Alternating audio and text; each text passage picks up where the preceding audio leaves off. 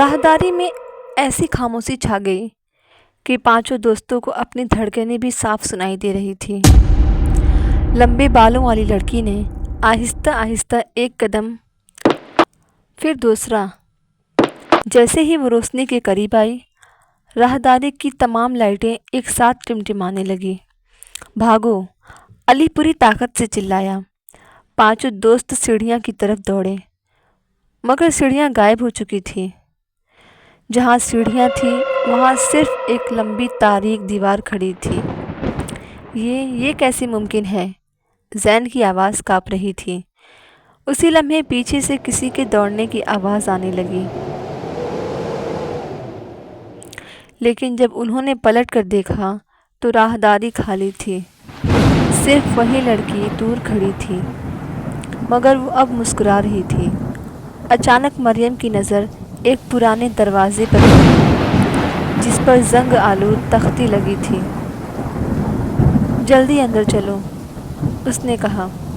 سب اندر داخل ہوئے اور دروازہ بند کر دیا۔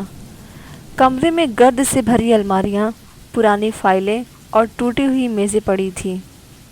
حمزہ کو ایک پرانی ڈائری ملی۔ اس کے پہلے صفحے پر لکھا تھا، اگر یہ ڈائری تمہارے ہاتھ میں ہے تو سمجھ لو وہ تمہیں دیکھ رہی ہے۔ عائشہ نے دوڑتے ہوئے اگلا صفحہ کھولا۔ اس میں لکھا تھا، 15 سال سے میں اس کالج کی ایک طالبہ اچانک لاپتہ ہو گئی تھی۔ کسی کو اس کی لاش کبھی نہیں ملی۔ اس کے بعد ہر سال 5 نئے طالب علم رات 12 بجے اس کی تلاش میں غائب ہو جاتے ہیں۔ پانچوں ایک دوسرے کو دیکھنے لگے۔ وہ بھی 5 ہی تھے۔ اسی لمحے کمرے کے باہر کسی نے آہستہ سے دروازہ کھٹکھٹایا۔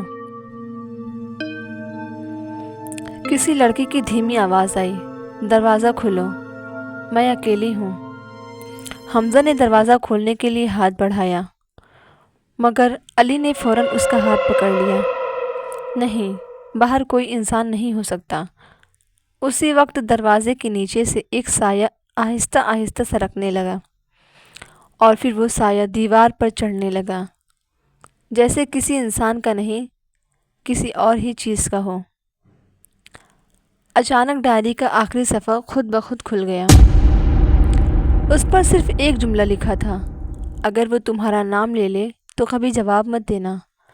وہ اگلے ہی لمحے باہر سے ایک نرم مگر صاف آواز آئی، علی، دروازہ کھولو۔